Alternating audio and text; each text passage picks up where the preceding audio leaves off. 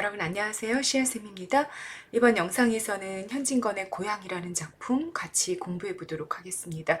현진건 하면 여러분 일제강점하, 자 작가에 대해서 선생님 잠깐 정리해 줄게요. 일제강점하, 사실주의 문학. 사실주의 문학이다라고 이야기하면 당대의 시대 현실, 당대의 어떤 모습을 거울에 비친 것처럼 그대로 작품 속으로 가져오는 문학적 경향을 우리가 사실주의라고 이야기하는데, 그 사실주의 문학의 대가가 우리나라 일제강점하에 두 분이 계신 거죠. 현진건이랑 염상섭 두 분이 있는데, 두 분이 가지고 왔던 당대 현실이 조금 달라요. 현진건 같은 경우는 1920년대, 30년대 일제강점하, 우리 굉장히 가난하고 비참한 삶을 살아가고 있던 하층민들의 삶을 거울에 비친 것처럼 그대로 가지고 왔었고, 선생님이 아까 얘기했던 사실주의 문학의 대가 중에 또 한 분인 염삼섭 같은 경우는 서울의 중산층의 그 어떤 삶의 모습, 이런 것들을 자기 작품 안에 가져왔던 그런 경향이 좀 있죠. 그리고 문체도 조금 차이가 나는데요. 현진건 같은 경우는 문체상의 특징이 간결체의 문학을 참 잘 구사했던, 문체를 구사했던, 그러니까 간결체라는 건 여러분 문장의 길이가 간결하다 그 얘기예요. 문장의 길이가 짧은 거죠. 수식이 그리 길지 않고 문장의 길이가 짧은 그런 문체상의 특징을 가지고 있던 분이 또 현진건입니다. 그래서 1920년대 30년대 하층민들의 비참한 삶의 모습을 거울처럼 그려냈고, 그걸 짤막한 문장으로 잘 표현해냈던 사람이 누구다? 현진건이라는 작가였다라는 걸 먼저 염두에 두시고요. 그리고 고향이라는 작품 들어가 보도록 하겠습니다. 이 고향이랑 조금 비교될 수 있는 작품이 아까 선생님이 사실주의 문학의 또 다른 대가라고 얘기했던 염상섭의 만세전이라는 작품이에요. 만세전이란 작품이랑 고향을 좀 비교를 해보면, 만세전이랑 고향 둘 다 나라는 서술자가 있는데 이 서술자가 지식인으로 등장을 하죠. 그리고 만세전 같은 경우도 나라는 지식인이 동경에서 서울까지 이렇게 길을 가면서 그 의식의 성장을 이루어내는 그런 이야기였다면, 현진건의 고향은 약간 속성이 다르긴 하지만 역시 지식인인 나라는 서술자가 기차 안에서 그라는 인물을 만나고 그를 통해서 의식의 성장을 이루어내는 그런 이야기라는 점에서는 또 두 개를, 둘 다 길에서 일어나는 사건이고 둘 다 나라는 서술자가 지식인이고 의식의 성장을 이루어낸다는 점에서 둘이 조금 더 유사성을 찾아볼 수 있는 그런 특징도 있습니다. 선생님은 그냥 설명하고 넘어갔지만 여러분들은 좀 필기를 해놓으실 필요가 있는 그런 정보를 선생님이 좀 드렸습니다. 정리해두고 가시고요. 선생님이랑 같이 본문 보면서 독해를 같이 한번 해보도록 합시다. 자, 시작합니다. 대구에서 서울로 올라오는 차 중에서 생긴 일이다. 어떤 상황이었는지 제시가 됐습니다. 이때 차라는 건 기차를 의미합니다. 대구에서 서울로 올라가는 길 위에서 생긴 일이구나 라는 정보가 제시가 됐습니다. 나는 1인칭 서술자가 나왔습니다. 시점이 뭐라는 얘기? 1인칭 주인공이거나 1인칭 관찰자일 거라는 정보가 처음에 나온 거죠. 나는 나와 마주 앉은 그를 매우 흥미있게 바라보고 또 바라보았다. 여러분, 중심 대상이 나왔어. 그러면 이럴 경우에는 시점이 뭐가 될 확률이 상당히 높겠구나. 내가 주인공이겠구나. 그를 바라보고 또 바라보고 있잖아. 그리고 뒤를 보면요, 그의 모습을 아주 자세하게 묘사해주고 있거든요. 관찰하면서. 그러면 이 1인칭 서술자는 관찰자일 성격이 높은 거죠. 확률이 높은 거고요. 요 그라는 중심 대상이 주인공이 되는 겁니다. 그렇게 해서 결론, 시점이 어떻게 된다? 1인칭 관찰자 시점이 되는 거죠. 그러면 여기에는 뭐가 있을 거다? 일단 객관적인 관찰이 있을 거야. 그라는 인물, 그에게서 일어났던 일들, 이런 거를 옆에서 관찰하고 듣고 이런 일들이 있을 겁니다. 그리고 그에 대한 주관적 정서, 1인칭 서술자, 작품 속에 있는 서술자죠. 그 1인칭 서술자의 주관적인 정서나 생각을 드러내는 것, 이 두 가지가 결합이 돼서 작품 전체가 이걸 따라가면서 이루어지고 있을 겁니다. 자, 같이 한번 보십시다. 그를 매우 흥미있게 바라보고 또 바라봤어. 두루마리 격으로 기모노를 둘렀네? 기모노는 일본 옷인데? 그지? 그 안엔 옥양목 저고리가 있고, 저고리는 우리 조선의 옷이고, 기모노는 일본 옷이고, 그리고 아랫도리에 중국식 바지를 입었네? 중국? 일본? 조선? 다 섞여 있네, 옷이. 이게 뭔 짬뽕? 그러고 있네. 그것은 그네들이 흔히 입는 유지, 기름종이 모양으로 번질번질한 암간색 피력으로 아직 끊지 아니한 천을 통틀어 이르는 말이래요. 그냥 단어 의미 보고 가세요. 피력으로 지은 것이었다. 그건 뭐야? 중국식 바지를 일컫는 거지. 중국식 바지는 뭐로 지어진 것이었어. 그리고 발은 감개를 했단 얘기네. 했는데 집신을 신었고, 집신은 우리 거. 고부가리? 이건 일본어네. 머리를 짧게 깎았어? 그 머리엔 모자를 쓰지 않았어. 그럼 여기까지는 여러분 그의 외양이 묘사가 되고 있었고, 그리고 관찰이 이루어지고 있었구나, 이런 거 알 수 있는 거죠. 우연히 이따금 기묘한 모임을 꾸민 것이다. 자, 기묘한 모임, 무엇이? 중국식, 일본식, 우리나라식, 조선식 복장이 이 사람한테 모여 있는 거지. 그걸 기묘한 모임이다, 이렇게 표현을 해놓고 있습니다. 선생님 여기 정리해놨죠? 니은. 서로 다른 세 나라의 옷차림새가 그의 몸에 모두 나타나 있는 걸 이렇게 재미있게 표현했다, 그 얘기죠. 그 다음 여기까지가 이제 외양 묘사가 끝났고요. 외양 묘사가 끝났고요. 우리가 자리를 잡은 착간 안에는 공교롭게 세 나라 사람, 어디 말하는 거겠어? 중국, 조선, 일본을 말하는 거겠죠. 다 모여 앉아 있는데 내 옆에는 중국 사람, 그의 옆에는 일본 사람. 그는 누구? 내가 관찰하고 있는 그죠. 동양 삼국의 옷을 한 몸에 감은 보람이 있어서 일본 말도 하고 중국 말도 하고 그러는 모습을 보고 있는 중입니다. 누가? 나라는 서술자가 관찰하고 있는 중이죠. 됐죠? 자, 공간적 배경. 본문에 나오면 반드시 정리하고 가셔야 되는 거죠. 기차 안이 공간적 배경입니다. 처음부터 끝까지 기차 안에 있을 겁니다. 외양 묘사 나왔고요. 그 외양 묘사를 통해서 우리는 그의 삶을 추측할 수 있습니다. 외양 묘사라는 건 여러분 서술자가 진술해 주는 게 아니라 서술자가 관찰해서 본 것을 그대로 기록해 주는, 묘사해 주는 방식이잖아요. 그래서 그걸 통해서 우리는 어떻게 하게 되냐면 독자인 우리는 그 안에 내포되어 있는 정보들을 해석하고 추측하게 되죠. 어떤 추측이 가능해졌느냐? 기모노, 일본, 저고리, 한국, 중국식 바지 등 삼국의 옷이 뒤섞인 차림새인데 좀 초라해. 모자도 안 쓰고, 집신 신고 이러고 있단 말이죠. 그래서 이 그라는 인물이 삼국을, 세 나라를 떠돌며 힘겹게 살아온 사람일 거다라는 걸 우리가 그의 외양 묘사를 통해서 추측을 해낼 수 있습니다. 그리고 그 외양 묘사를 했던 누구, 나라는 서술자 또한 그런 인상을 가질 수 있었겠죠. 됐죠? 넘어가십니다. 도코마데 오이데 데스까? 라고 첫 마디를 걸었어. 누가? 주체 누구? 그겠죠. 그가 일본어로 질문을 하더니만 동경이 어떠니? 대판은 오사카를 말한대. 오사카가 어떠니? 조선 사람은 고추를 끔찍이 많이 먹는다는 등, 일본 음식은 너무 싱거워서 처음엔 속이 니역거린다, 메스껍다는 등 횡설수설 짓거리는 거지. 누가 계속? 그가.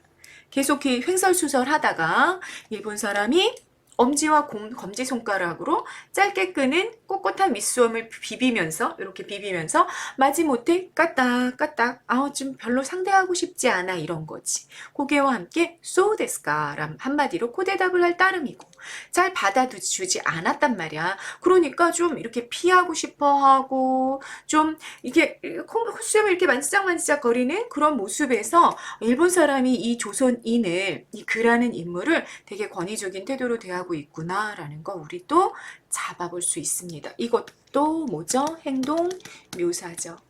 이 행동 묘사 부분을 통해서 우리는 일본인의 권위적인 태도를 잡아냈다, 그 얘기입니다. 됐죠? 그는 또 이번에는 중국인을 붙들고 신랑이래. 내 쌍날쥐 을싱썸마 하고 자, 중국어로 또 물어보는 거죠. 중국인 또한 그 기름긴 뚜한 얼굴에 수수께끼 같은 웃음을 띨 뿐이고 대꾸를 하지 않아요. 대꾸를 하지 않았다는 거 중국인의 태도 뭐야? 무시하는 태도구나 라는 것도 우리가 읽어낼 수 있게 되는 거죠. 그래도 무어라도 연애 웅얼거리면서 나를 보고 웃어 보였다. 이번에는 이제 일본 사람한테 차이고 중국 사람한테 차이고 그리고 이제 나를 보고 웃어 보이는 거죠. 그런 그의 모습을 발견하게 됩니다. 자, 당시 현실을 암시하는 문장 나와 있는 거 확인하십니다. 공교롭게 세 나라 사람이 다 모였다. 자, 우리가 이걸 내포적으로 어떻게 읽어낼 수 있느냐? 조선을 사이에 두고 중국과 일본이 서로 갈등하고 경쟁하던 그래서 중국인도 들어와 있고 일본인도 들어와 있는 그 조선의 상황을 암시하고 있다라고 이 문장을 읽어낼 수 있겠습니다. 됐죠? 그 다음 가십니다. 그것은 마치 뭐뭐인 것처럼 요술쟁이가 구경꾼을 바라볼 때처럼 뭐뭐처럼 마치 뭐뭐인 것처럼 여러분 비유 못 쓰인 거야? 직유 쓰인 거죠. 구경꾼을 바라볼 때처럼 훌륭한 자기 재주를 칼체에 달하는 웃음이었다. 와, 저 사람 중국어도 할 줄 알고 일본어도 할 줄, 와 대단해요.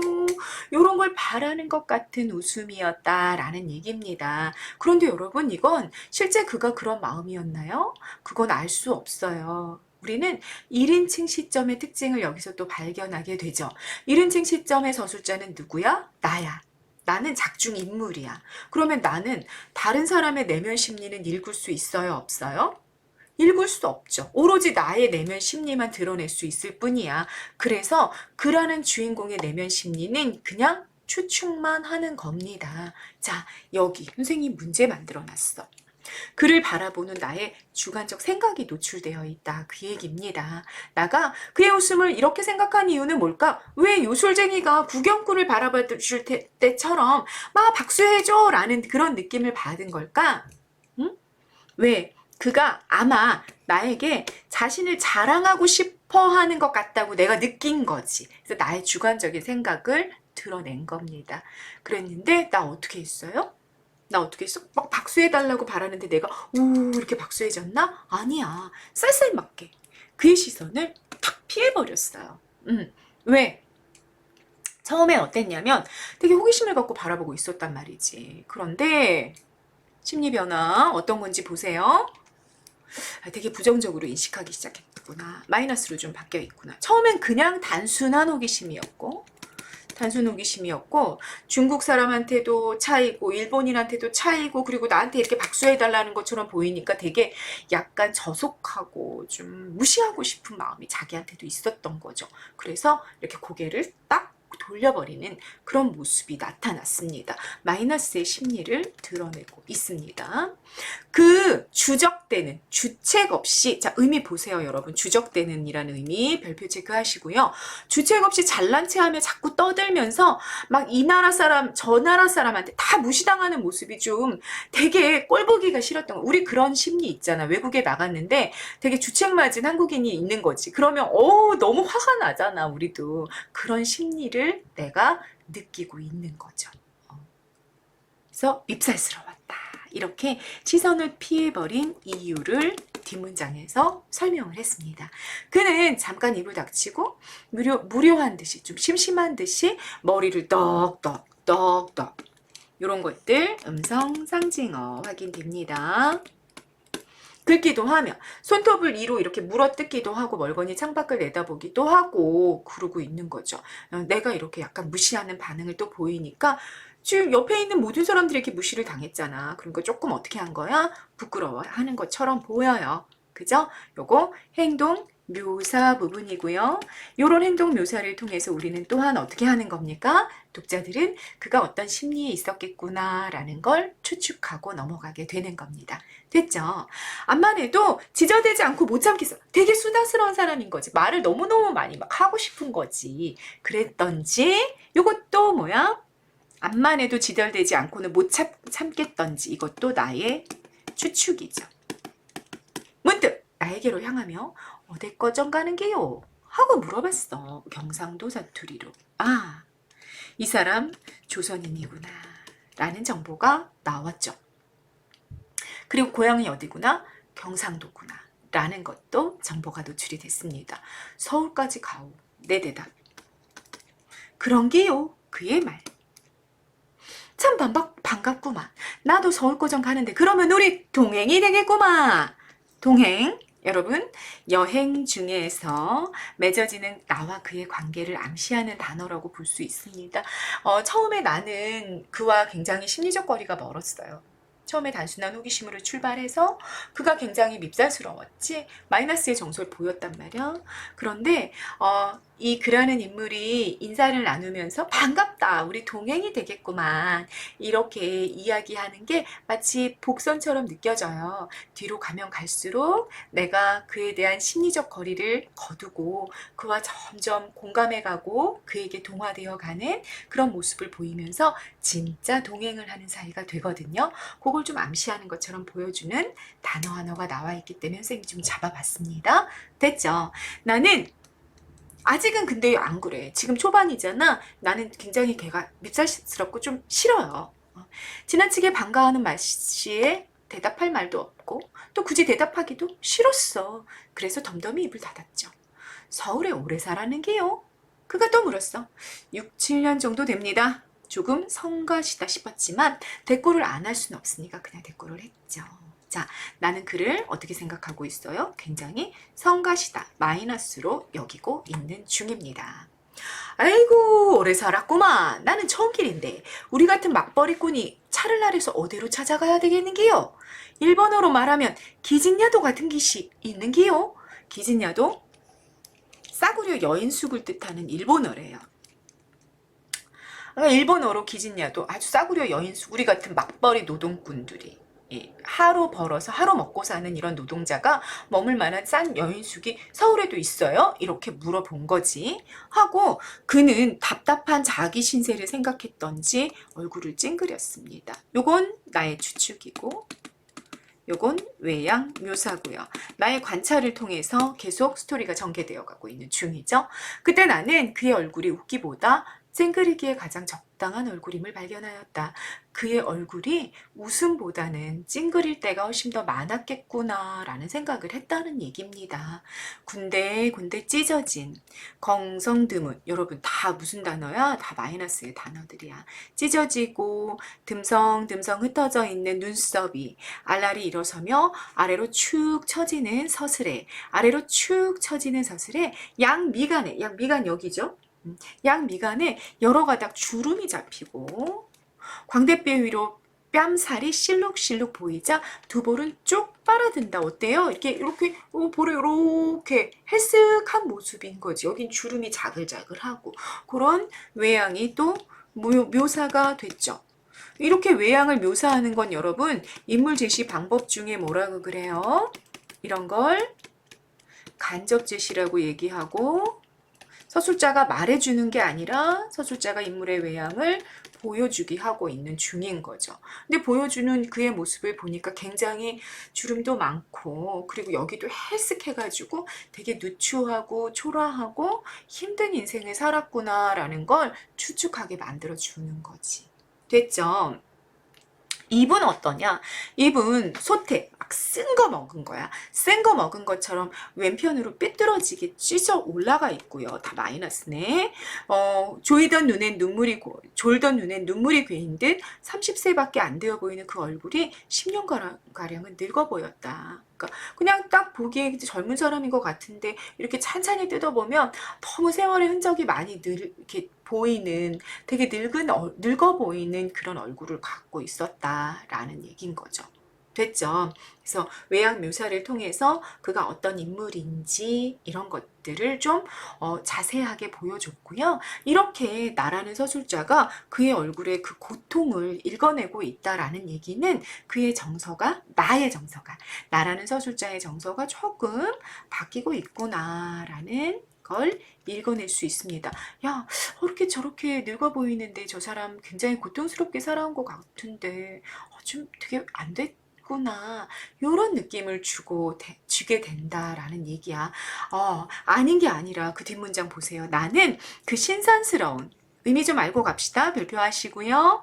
굉장히 쓰고 고통스러운 이런 의미란 말이야. 세상살이가 힘들고 고생스러운 표정이 얼마쯤 감동이 되어서 그에게 대한 반감이 풀려지는 듯 하였다. 뭐냐면 연민의 정서를 느꼈다. 쉽게 말하자면. 그런 얘기가 되는 거죠. 불쌍해진 거야, 그 사람이. 그래서 대답을 해주기 시작해. 글쎄요, 아마 노동숙박소라는 곳이 있죠. 그랬더니 그 사람이 노동 숙박소에 대해 미주알 고주알 물었어. 시방 가면 무슨 일자리를 구하겠는기요? 또 이렇게 물어봐. 매달리는 듯이 또 채쳤다. 채쳤다? 다그쳤어. 막 재촉하면서 일자리가 있어요? 이렇게 막 궁금한 거지 너무. 글쎄요. 무슨 일자리를 구할 수 있을런지요. 나는 잘 몰라. 왜? 나는 뭐야? 지식인이야, 지식인. 그래서 그런 막노동에 대해서는 잘 모르는 거지. 나는 내 대답이 너무 냉랭하고 불친절한 것이, 다시 말해 정보가 빈약해. 노동에 대한 정보가 빈약한 것. 그것이 죄송스러웠어요. 여러분, 앞에서 되게 밉살스러운 사람에게 느꼈던 그 정서가 지금 조금 불쌍함을 느끼면서 죄송스러움까지 가고 있는 거. 그거 여러분들이 좀 느끼실 수 있을 겁니다. 왜 죄송스러웠다고 정리할 수 있을까, 여러분? 반감이 풀린 나가 그가 알고 싶어하는 정보가 있어. 노동에 대한 정보를 얻고 싶어 하는데 지식인이라 잘 몰라 제공해주지 못하니까 미안해하고 있는 그런 정서를 느낄 수가 있습니다. 그러나 일자리에 대해 아무 지식이 없는 나로서는 지식인이라는 정보가 나온 거지 노동자가 아니구나. 이후에 더 좋은 대답을 해줄 수가 없었어. 그 대신 나는 조용히 자근자근 물었습니다. 어디서 오시는 길입니까? 이제 내가 인터뷰이가 된 거죠. 그리고 그가 인터뷰어가 돼서 그의 이야기를 하기 시작하는 본격적인 스토리가 시작이 됩니다. 고향에서 오노마 하고 그는 휙 한숨을 쉬었습니다. 그러자 그의 신세 타령의 실마리 첫머리가 풀려나오기 시작합니다. 그러면 여기서부터 여러분 기억부터 별표하십시다. 자, 여기서부터 여기까지 일단 보십니다. 여기 그와 나의 대화가 이어지는데요. 고향에 다녀오누마 하더니 나에게 신세 타령을 늘여놓기 시작했다고. 그렇다면 뭐냐? 우리가 알 수 있는 위달락의 서술 방식이 뭐냐? 그가 나에게 무슨 얘긴가를 들려주는 거죠. 그런데 이 이야기를 그냥 그대로 제시한다면 따옴표로 그의 이야기를 이렇게 대사로 표현해 줘야 될 거란 말이야. 중간중간 내가 반응을 했을 거고. 그런데 이 대사 장면을 싹 없애고 여기서 보면 여러분 따옴표가 하나도 안 보이죠. 뭐 하고 있는 거예요? 나라는 서술자가 그의 이야기를 듣고 이걸 독자들에게 정리하고 요약해서 서술하고 있는 부분입니다. 그래서 이 부분은 여러분 인물 제시 방법 중에 서술자가 진술해주는 직접 제시, 말하기, 그리고 요약적 제시. 그가 한 이야기를 어떻게 했다고? 요약 정리했다고. 요약적 제시에 해당하는 부분이 됩니다. 앞에 나와 있던 게 주로 간접 제시들이었다면 지금은 직접 제시가 이루어지고 있다라는 걸 여러분들이 좀 이해하고 가시면 좋겠습니다. 직접 제시와 간접 제시는 소설에서는 시점 다음으로 굉장히 많이 출제되는 문제잖아요. 잘 정리하고 가시길 바라겠습니다. 서술자가 말해주는 거야. 설명해 주는 거. 그런데 이 설명을 해줄 때 어떻게 할 수 있다? 인물의 긴 대사를 압축해서 요약해 주는 그런 진술을 하고 있다라는 얘기입니다. 한번 요약된 내용을 들어봅시다. 그의 고향은 대구에서 멀지 않은 K군 H란 외딴 동리예요. 한 100호 남짓한 한 100여 채 정도 되는 그곳 주민은 전부가 역둔토를 파먹고 살았대. 역둔토라는 건 뭐냐면 국가 소유래. 국가 소유. 그 국가 소유에서 농사를 지으며 살았단 말이야. 그랬는데 역둔토라는 것으로 말하자면 사사집 땅을 붙이는 것보다, 요건 무슨 뜻이냐? 개인 지주들의 땅에서 농사를 짓는 것보다 라는 뜻이야. 떨어지는 것이 후했다. 농사를 짓고 난 후 가져갈 수 있는 것이 더 많았어요. 그러니까 대부분의 농민들이 이제 소작농이었는데 어디에 땅을 붙이고 살았냐면 국가의 땅을 붙이고 사는 거지. 그러면 여러분 개인보다는 국가가 그 백성들을 더 많이 생각하지 않겠어? 그러니까 이렇게 이 농작물이 딱 수확을 하고 나면 농민들이 가져가는 것이 더 많았다. 그런 얘기야. 그러면 그 마을의 농사꾼들은 좀 잘 살았겠다. 뭐 아주 배부르게 살진 못해도 그래도 먹고 살만 했다. 그런 걸 우리가 요약 제시를 통해서 알고 가게 되는 거죠. 자, 계속 봅시다. 넉넉진 못할 망정 평화로운 농촌. 남부럽지 않게 지낼 수 있었단 말이야. 그런데 자, 전환이 일어났어. 세상이 바뀌었어. 어떻게 바뀌냐? 조선이 나라를 빼앗기는 거죠. 일본의 식민지가 되자 그 땅, 어떤 땅? 나라 땅이었던 역둔토. 이건 전부가 동양척식회사의 소유에 들어가고 말았어. 이게 동양척식회사가 이 조선의 땅을 일본의 식민지로 만들기 위해서 했던 일이 바로 그런 거였던 거죠. 국가 소유의 땅이라든지 그때 당시 뭐 토지대장 이런 게 정확하지 않다 보니까 그러다 보니까 이제 좀 주인이 불분명한 이런 땅들을 다 동양척식 주식회사가 다 먹어버린 거야. 다 먹고 그리고 싼 값에 일본인들에게 다 팔아넘기죠. 그런 일들이 실제로 일어났었거든요. 근데 그 실제 사실을 역사적인 사실을 그대로 가지고 오는 겁니다. 그 동리에 적용하는 거죠. 그의 고향에. 자, 그렇게 동양척식 주식회사의 소유에 들어갔어. 직접으로 회사에 이제 소장료를 바치게 되었으면 그래도 나으련만 소위 이 동네 같은 경우는 어땠냐면 동양척식 주식회사가 어떻게 했냐면 그걸 중간 소작인을 두고 중간 소작인은 이제 조선인들을 썼을 거야. 이 중간 소작인을 딱 두고 저는 뭐야? 중간 소작인이죠. 이 중간 소작이라는 것이 생겨나서 이 중간 소작인은 손에 흙 한 번 만져보지도 않고 동척은 동양척식 주식회사를 말하는 거죠. 일본이 세운 그런 식민지화를 위한 그런 회사야. 동척엔 소작인 노릇을 하며 실작인, 실제로 그 소작을 농사를 짓고 있는 가난한 농민들에게는 지주행세를 했어. 누가? 중간 소작인이. 그러니까 동척이 있고 동척 밑에 뭐가 있었어? 중간 소작인이라는 존재가 있었어. 근데 이 중간 소작인은 농사는 지어 안 지어? 안 지어. 무슨 역할을 해? 그냥 관리인이야. 관리인 역할을 하면서 여기에 뭐가 있었던 거야? 실작인들이 있었던 거죠. 근데 이 실작인들의 것을 걷어가지고 동척에게 이렇게 주는 그런 구조를 동척이 만들어 놨었단 말이지. 그런데 이 돈을 받을 때 자기 것을 걷어가는 거죠. 그리고 동척 것도 걷고 그러다 보니까 이중의 부담을 실작인들이 무는 그런 상황이 일어나게 됐습니다. 봅시다. 동척의 소작료를 물고 나서 또 중간 소작인에게 긁히고 보니 실작인의 손에는 실제 농사를 짓는 사람들 손에는 소출의 3알도 떨어지지 않았어. 생산물의 30%도 남지 않았단 거야. 그러니까 노동은 누가 하는 거야? 실작인들이 다 해. 100을 해 노동을. 그리고 100을 거둬. 그러면 70%는 어디? 중간 소작인에게 주는 거죠. 그리고 30%도 못 남는 그런 수확을 자기가 가져가는 그런 일들이 일어났다라는 얘기입니다. 그 후로 죽겠다, 못 살겠다 하는 소리가 중의연불을 하듯 중의연불 스님이 나무아미타불 관세음보살 하루 종일 하시잖아요. 그거 하듯이 자 요거 속담이죠. 이런 속담 뭐라 그래요? 관용적 표현 무슨 뜻이죠? 습관적으로 사용하는 표현이다. 어떤 특정 상황에서 그 상황을 일컫는 습관적인 표현들이 있었다는 거야. 중이 연불하듯 그러면 그건 무슨 말이야? 습관처럼 사람들이 아주 반복적으로 라는 의미가 된다라는 거죠. 마을 사람들이 죽겠다는 소리를 입에 달고 살았다라는 걸 이렇게 중이 연불하듯이라는 속담을 가지고 표현해 준 겁니다.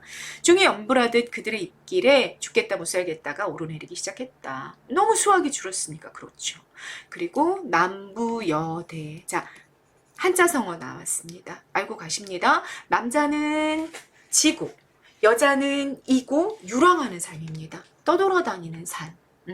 남부 여대하고 타처로 다른 지역으로 유리하는 사람, 떠돌아다니는 사람들이 늘어났고 동네는 점점 쇠진해 갔다. 동네는 사는 사람들이 없어지다 보니까 점점 이렇게 황폐해져 가고 사람들은 바깥에서 유리하는 삶, 떠돌아다니는 삶을 살아가게 됐다. 라는 얘기입니다. 자, 여기까지 내용을 정리하면 글을 통해 듣게 된 일제 식민지와 피폐된 고향을 떠나 유리하는 농민들의 고통, 그걸 우리가 알 수 있게 되는 거죠.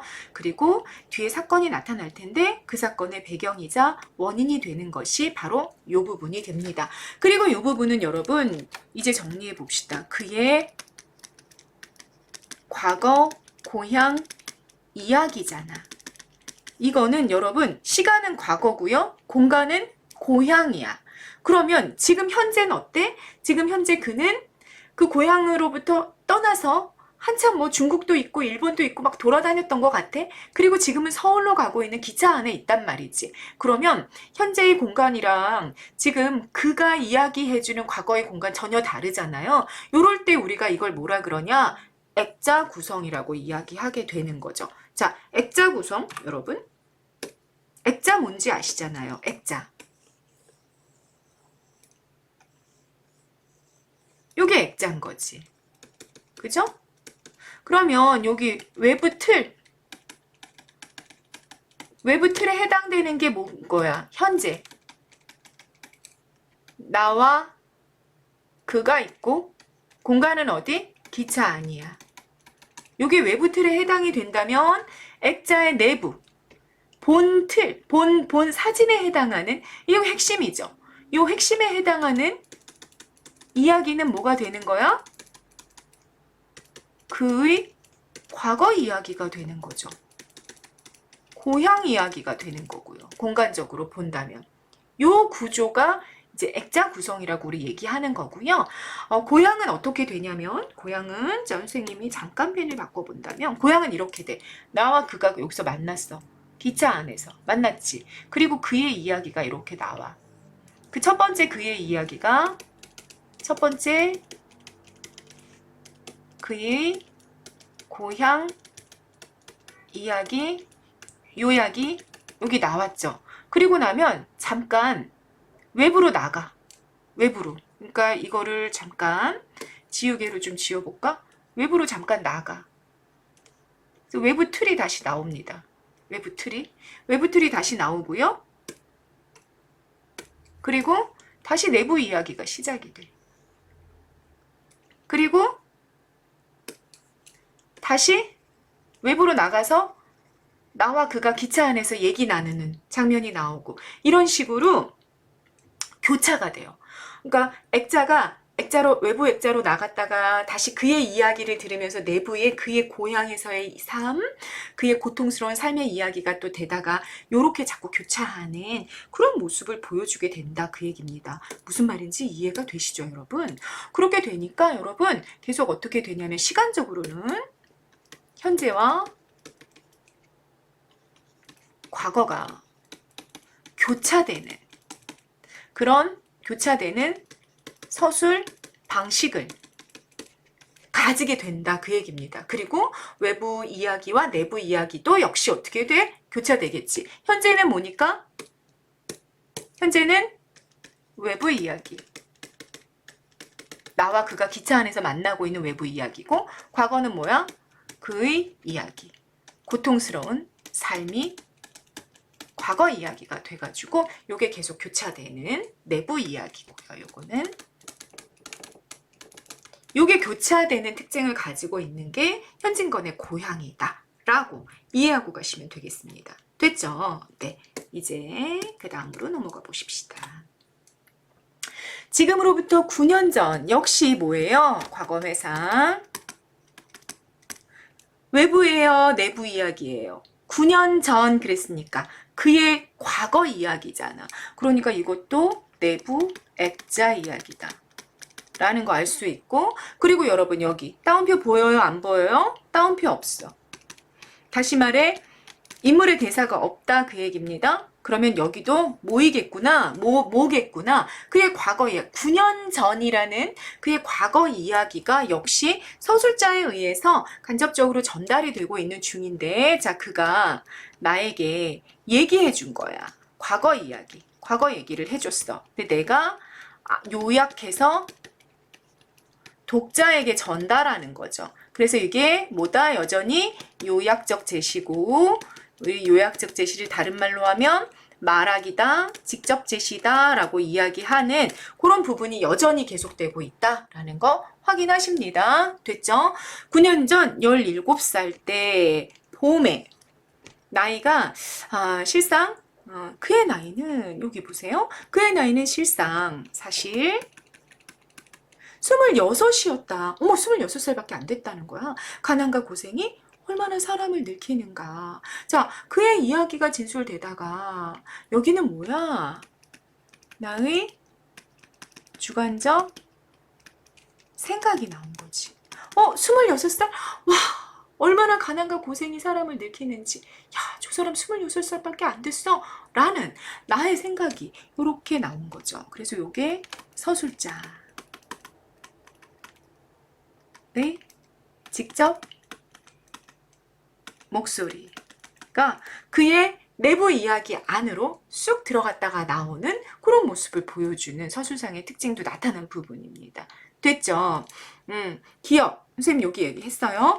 외부 이야기의 서술자란 말이야. 나는. 아시죠 여러분? 여기. 아까 선생님 여기서 보여줬잖아.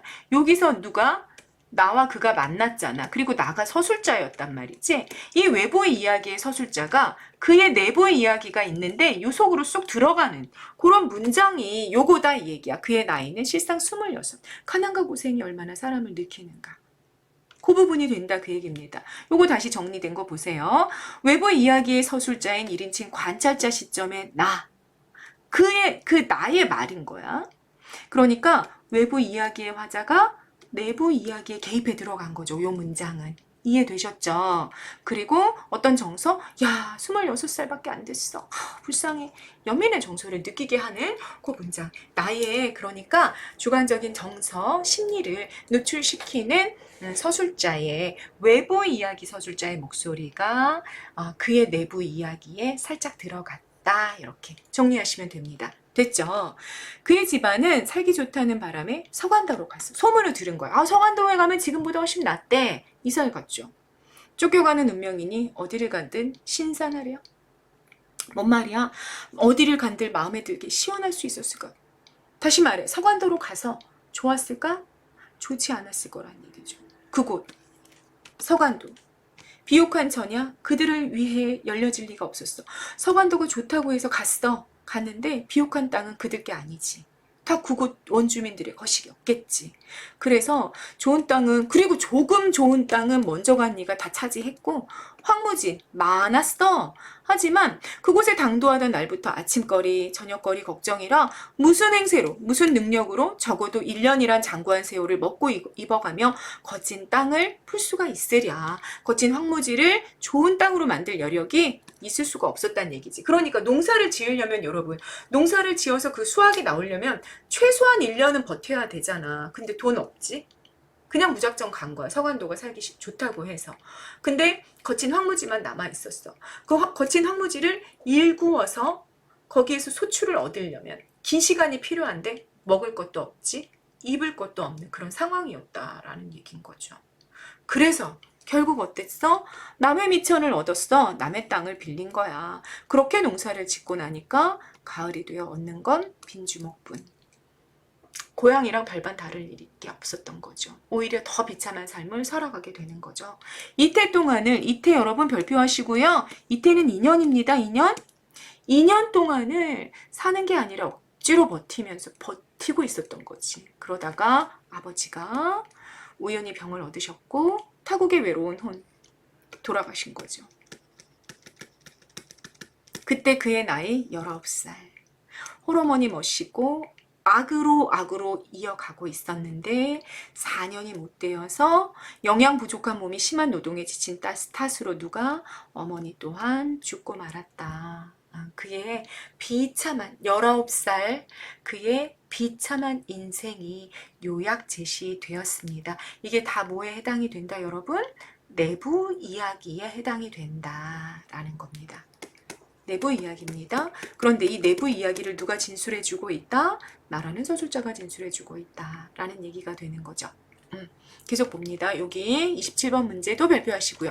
쫓겨가는 운명이거든 어디를 간들 신신하랴. 자, 요거 뭐야? 서술상의 특징 정리하자면 1인칭 서술자인 나가 그의 상황 그렇게 쫓겨갔으니 거기 가서도 좋지 못했을 텐데 라는 그의 상황을 추측하면서 주관적인 판단을 드러내면서 그의 이야기를 계속 전달해주고 있는 중이다 라는 거죠. 그러니 고향은 액자 구성인데도 독특하게 내부 이야기가 외부 이야기 서술자인 나에 의해 요약 제시되고 있는 장면들을 우리가 계속 확인하고 갈 수 있습니다. 보통 일반적인 액자 구성이랑 좀 달라요. 일반적인 액자 구성에서는요, 내부 이야기가 완전히 그 외부와는 딱 분리가 되어 가지고 장면 제시되는 경우들이 되게 많거든요. 근데 여긴 그렇지 않은 거죠. 됐죠? 그의 이야기, 고향을 등지고 서간도로 떠났던 얘기가 제시가 됐는데 아버지와 어머니를 모두 고통 중에 잃어버리는 그런 서간도에서 더 비참한 상황을 맞이하는 그게 요약이 제시가 된 거야. 한자성어로 뭐라 그래? 이렇게 더 비참해지는 거, 더 안 좋아지는 거, 설상가상이라고 얘기하는 거죠. 그런 상황이 제시가 됐습니다. 모친고정 돌아갔구만. 자, 현재로 넘어왔네. 외부 이야기로 넘어온 거네. 공간은 어디? 기차 안으로 넘어온 거죠. 됐죠? 돌아가실 때 흰죽 한 모금 못 자셨구만 하고 이야기하던 이는 문득 말을 툭 끊는다. 이야기하더니 그였겠죠?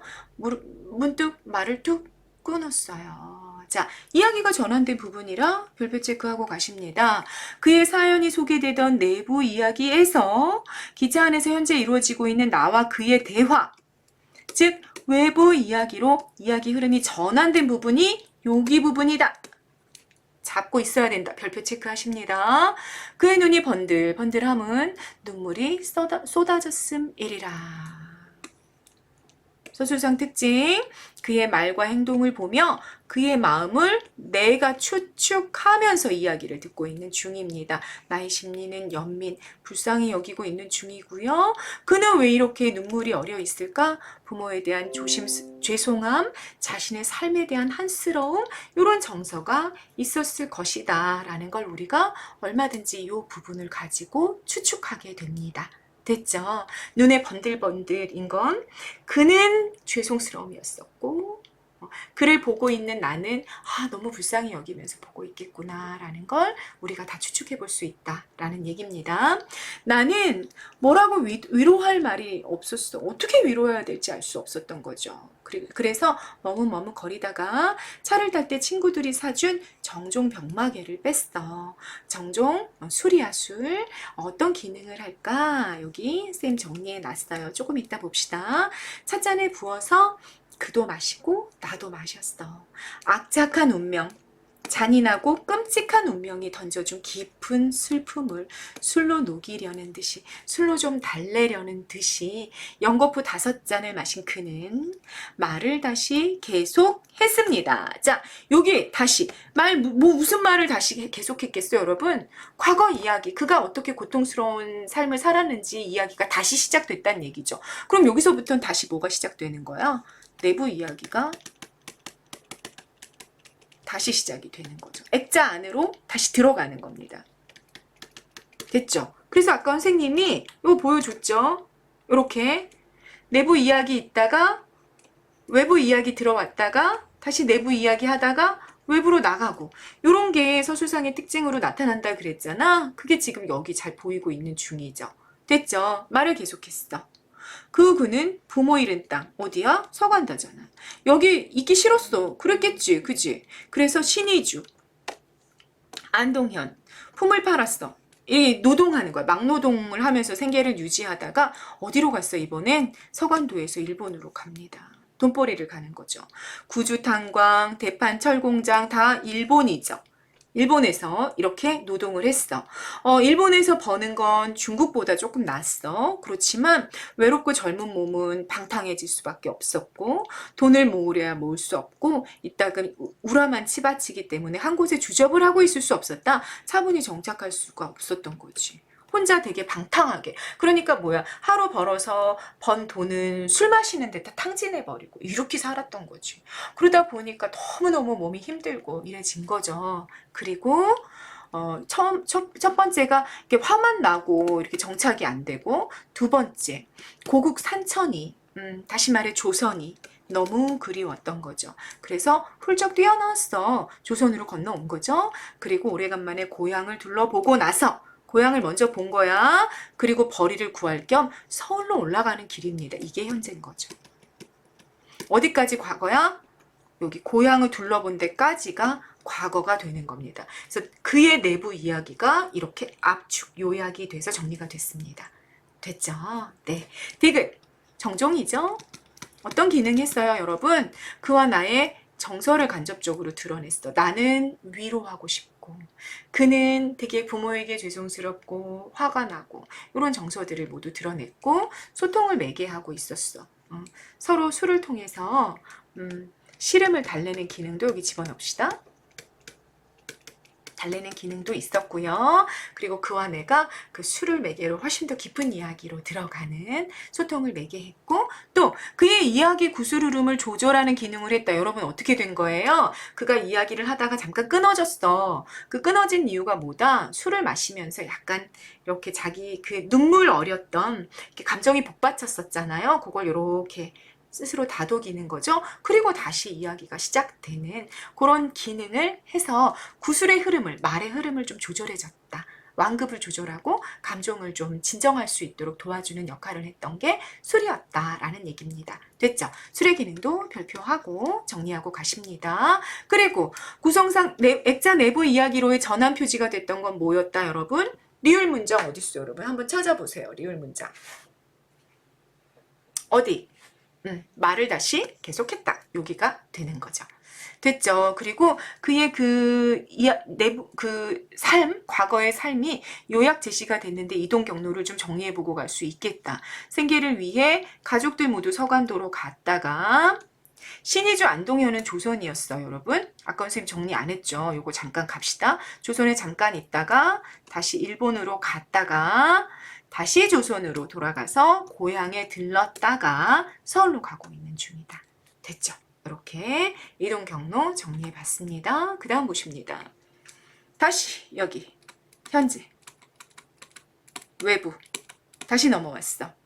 외부 이야기로 다시 전환된 거 발표하고 잡고 가십니다. 고향에 가시니 반가워하는 사람이 있습니까? 누구 반가운 사람 만나셨나요? 내가 탄식했다. 깊은 공감을 하고 있는 모습입니다. 자, 심리적 거리 계속 어떻게 되고 있다? 좁아져 가고 있는 중입니다. 반가워하는 사람이 다 뭐기요? 고향이 통 없어졌더만. 그렇겠죠. 9년 동안이면 많이 변했겠죠. 아이고, 변하고 뭐고 간에 아무것도 없더만. 집도 없고 사람도 없고 개 한 마리도 얼씬을 않더만. 어머, 세상에. 어떻게 된 거야?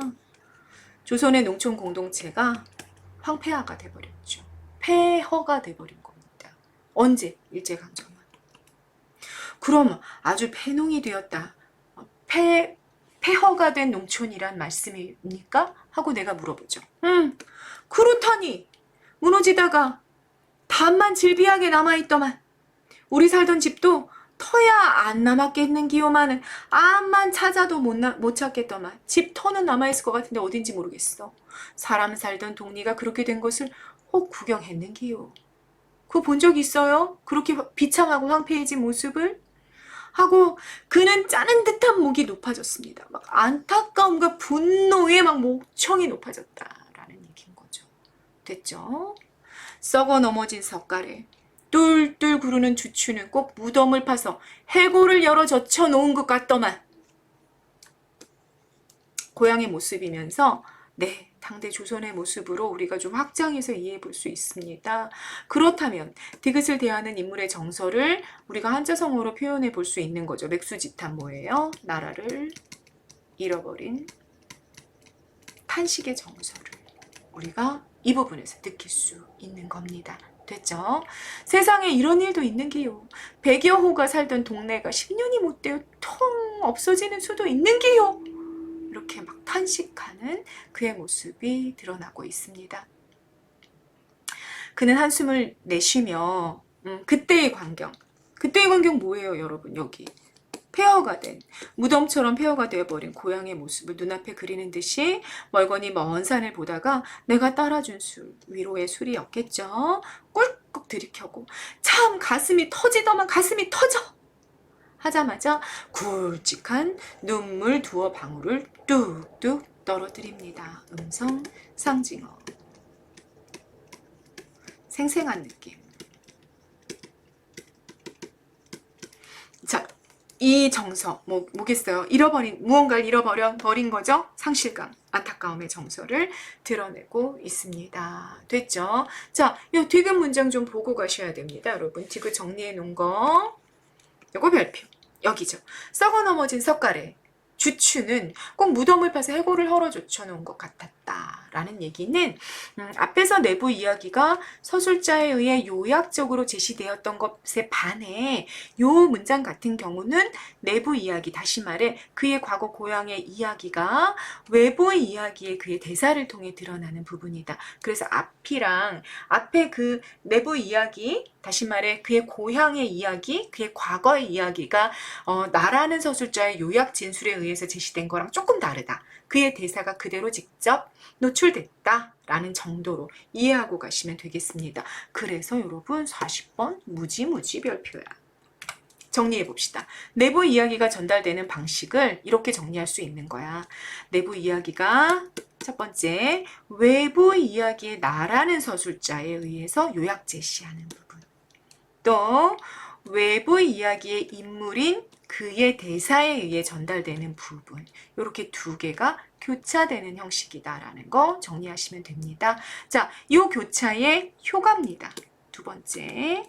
어떤 효과가 있느냐? 이러한 서술의 교차는 다각적인 관점, 별표하시고요. 다각적이라는 건 다양하다? 이렇게 생각하면 되겠지.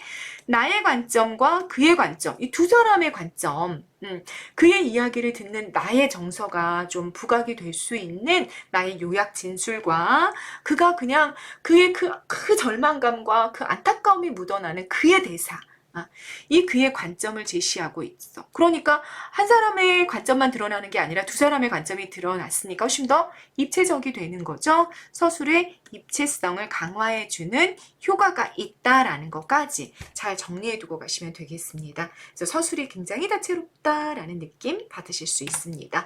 그 다음 여러분 좀 길죠? 조금만 참으세요. 이제 거의 다 돼갑니다. 나는 그 눈물 가운데 음산하고 비참한 조선의 얼굴을 똑똑히 본 듯 싶었다. 조선의 얼굴은 뭐야? 그죠? 그라는 인물이 다시 말하자면 그를 통해 조선 전체의 얼굴을 본 것만 같았어. 그라는 일부분을 통해서 대유법이 쓰인 겁니다.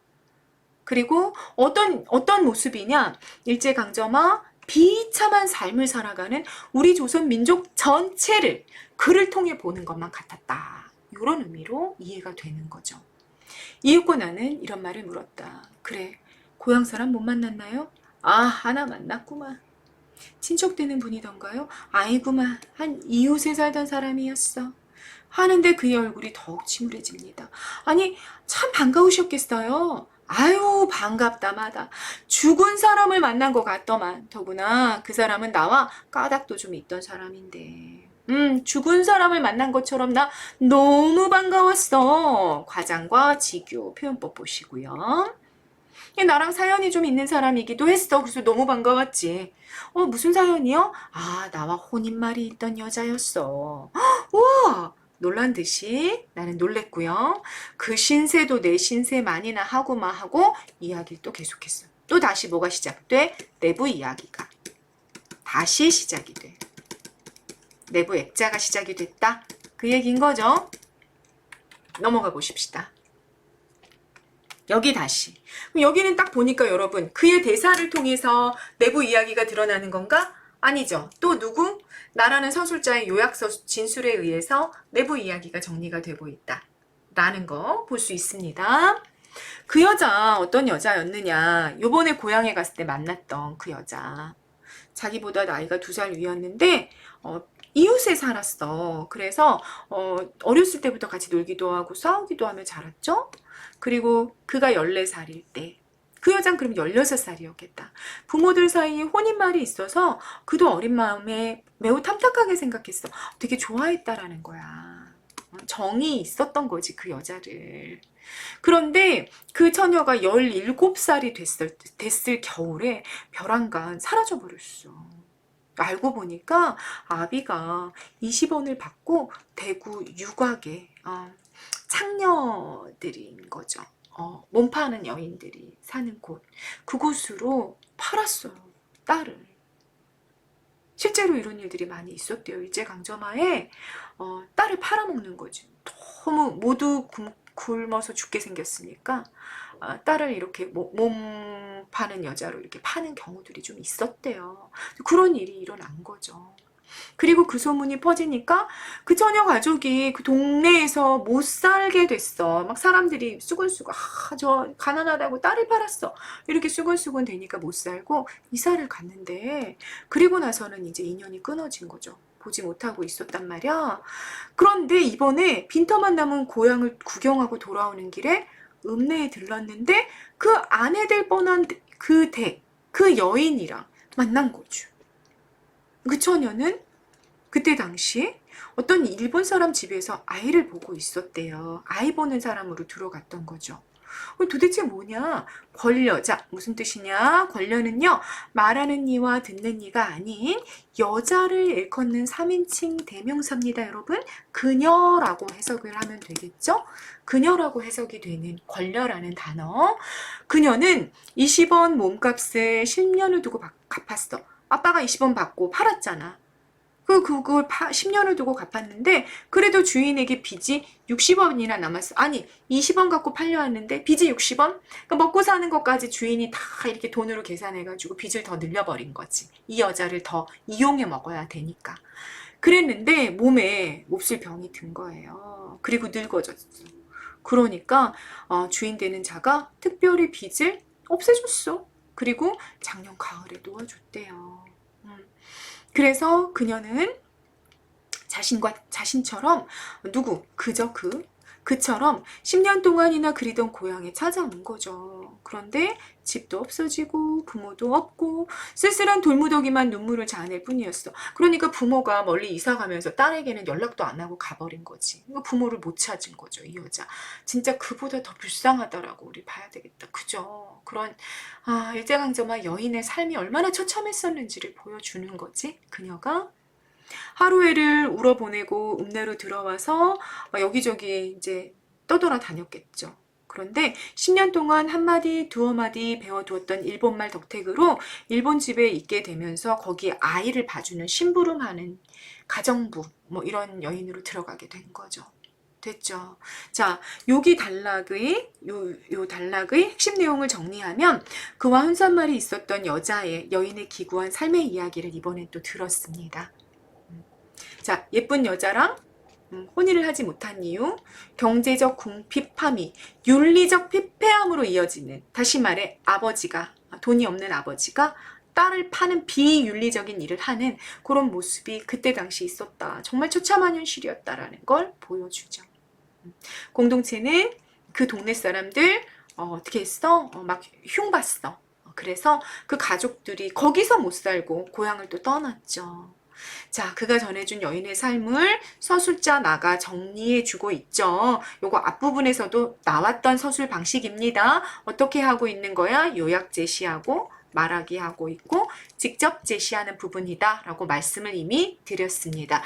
여인의 비참한 삶의 내력을 이제 정리해보자면 창기로 몸 파는 여인으로 팔려갔다가 늙고 병들자 주인에게 풀려났고 10년 만에 부모를 찾아 고향에 왔다가 폐허만 만나고 읍내를 떠돌다가 일본인의 유모가 됐고 그리고 고향에 돌아온 그를 우연히 만난 거죠.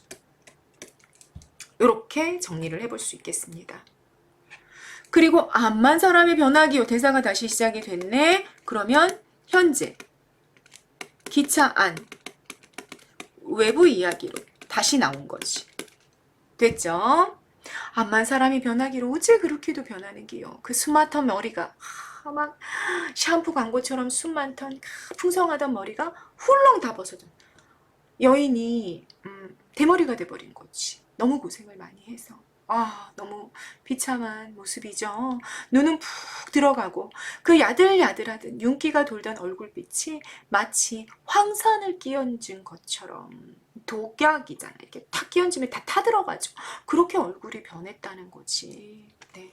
인물 제시 방법 뭐예요? 여러분, 외양을 묘사했잖아요. 그래서 일제강점한 비참한 삶을 살아간 조선 여인의 삶을 아주 생생하게 부각하는 그런 인물 제시가 사용이 된 거예요. 간접 제시죠. 보여주기. 사용이 됐습니다. 서로 붙잡고 많이 우셨겠어요. 내가 또 물어봤죠? 아이고, 눈물도 안 나오더만. 너무 기가 막혀서 눈물도 안 나왔어. 일본 우동집에 들어가서 둘이서 정종만 한 10병 따서 눕히고 다 마시고 그리고 헤어졌구나. 네, 그렇게 비참한 그 삶을 서로 불쌍히 여기면서 서로가 동병 같은 처지, 서로 연민하는 그런 정서를 둘이 나누고 그리고 헤어졌다, 이렇게 말합니다.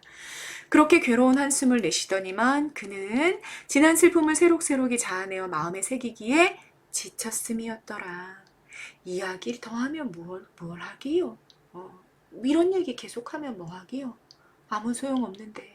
이렇게 말합니다. 나 또한 너무도 참혹한 사람 사리를 듣기에 쓴물이 났다. 네, 리을, 여러분 한자성어 구렁에 빠지고 숯불에 타는 괴로움이란 뜻을 가지고 있는 한자성어 있어요. 도탄지고. 이 도탄지고 하는 삶의 말을 듣기에 나는 쓴물이 났어. 입에서 막 쓴 침이 나오는 듯한 그런 느낌을 받았다는 거야. 내포된 나의 심리 뭐예요? 그와 심리적인 일체감, 민족적인 공감, 연민 안타까움을 넘어서 민족적인 공감, 심리적인 일체감을 느껴서 그의 그 쓴물이 나는 듯한 그걸 나도 동시에 함께 느끼고 있는 그런 부분이 나온 겁니다. 자, 이제 마지막입니다. 자, 우리 술이나 마저 먹읍시다. 우리는 서로 주거니 받거니 한 대 병을 다 말리고 말았다. 술병 하나를 다 비웠어요. 그는 취한 흥에 겨워 우리가 어릴 때 멋모르고 부르던 노래를 읊조립니다. 자, 그리고 그 노래가 인용이 됐습니다. 벼섬이나 나는 전토, 옥토, 비옥한 땅, 신장로가 됐어. 여러분 뭐예요? 일제가 뺏어가서 신장로로 만들었어. 농토를. 말마디나 하는 친구는 감옥으로 갔어. 말마디 하는 친구, 좀 논리적이고 비판적인 지식인들은 어디? 감옥으로 보냈지. 비판적 지식인 탄압했어. 담뱃대 떠는 노인들은 공동묘지 가고요. 만국의 한을 체험했던 경륜이 있고 지혜로운 노인들은 다 어떻게 됐어? 죽었어. 인물이나 좋은 계집은 유곽, 아까 몸 파는 여인들이 사는 곳이라고 그랬죠. 인물 좋은 여인들은 어떻게 됐어? 다 몸 파는 여인으로 팔려나갔어. 여성 인권이 유린되었어. 세상에 이런 노래를 지어서 부르고 있었구나, 여러분. 네, 의미 해석 다 되셨죠? 이게 바로 그때 당시에 불리던 아리랑 노래였대요. 이 노래로 소설이 끝났습니다. 노래의 기능 별표하고 정리하시죠. 당시 사회상이 압축이 되어 있는 거 확인되시죠? 그리고 일제강점한 참혹한 현실을 한탄하고 비판하는 그런 어조가 모두 다 들어가 있습니다. 그리고 노래로 끝났단 말이지. 노래로 끝났어. 작품이 도대체 이 나와 그가 어떻게 헤어졌는지 그거 알 길이 없는 그냥 노래로 뚝 끝나버린 거야. 그래서 감정의 여운이 굉장히 깊게 남는 거죠. 작품의 현실감을, 당대의 실제 현실을 그대로 드러내고 있다는 걸 노래를 통해서도 부각할 수 있었습니다. 됐죠? 노래의 기능도 중요합니다. 잘 정리하고 가십니다. 자, 시점 마무리합시다. 이제 다시 마무리 정리. 1인칭 관찰자 시점이었어요. 인물에 대한 서술자의 태도 변화. 어떻게 나왔어? 마이너스에서 플러스로 심리적 거리를 느끼고 있다가 점점 좁아지면서 일체감, 공감으로 나아가는 그런 태도 변화가 나의 태도 변화가 부각이 되면서 주제의식을 드러내고 독자의 공감을 이끌어내는 효과가 있었죠. 그래서 정말 적절한 1인칭 관찰자 시점이었다라는 거 우리가 확인하고 갈 수 있습니다. 그리고 두 인물 다 전형적입니다. 전형적이라는 건 대표성을 띠는 인물이다라는 뜻인데 나는 일제강점화 지식인 계층을 그는 민중을 대표하는 인물 유형이라고 볼 수 있습니다. 네.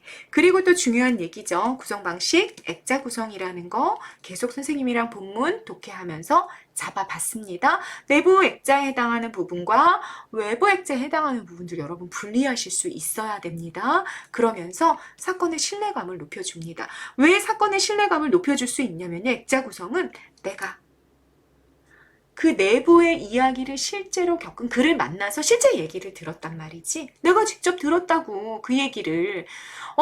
내가 지은 게 아니고 그의 실제 있었던 이야기를 내가 들은 거야. 이렇게 되기 때문에 굉장히 신뢰감을 확보하는 그런 효과를 액자가 가지고 있거든요. 그래서 그걸 그대로 보여줍니다. 문체상으로 현진건은 짧은 문장을 구사했다라고 아까 말씀드렸죠.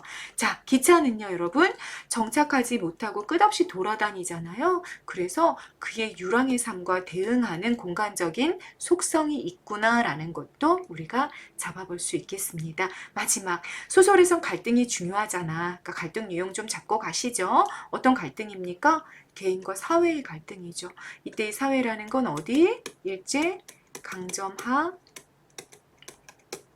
조선, 식민지 를 의미하겠죠. 그 사회가 그 사회 안에서 살아가는 구성원들을 얼마나 비참한 삶으로 몰아놓았는지 이런 것들을 보여주는, 그래서 개인과 사회의 갈등을 잘 보여주고 있는 현진건의 고향이라는 소설이었습니다. 단편 소설이고 액자식 구성이었고요. 시점 기억하시고요. 참 비참한 삶을 살아갔던, 우리가 다시는 이런 삶이 우리에게 반복이 되면 안 되겠다. 한반도에 이런 삶이 다시는 나타나면 안 되겠다라는 생각을 하게 해주는, 참 우리 조상들이 이런 삶을 살아왔고 그 삶을 견디고 인내하고 독립시켜서 그래서 우리에게 이런 한반도 대한민국을 남겨주었구나. 우리가 이 땅을 참 소중히 여기면서 잘 가꿔가야 되겠다. 이 역사를 반복하면 안 되겠다. 이런 여러 가지 생각을 좀 하게 해주는 그런 작품이었습니다. 네, 현진건의 고향, 사실주의 문학에 속하는 작품을 함께 감상해 봤습니다. 네, 이번 영상은 여기까지 찍겠습니다. 긴 시간 영상 들으시느라고 고생 많으셨고요. 따로 개인적으로 정리하는 시간 가지는 거 잊으시면 안 됩니다. 네, 수고 많으셨습니다, 여러분.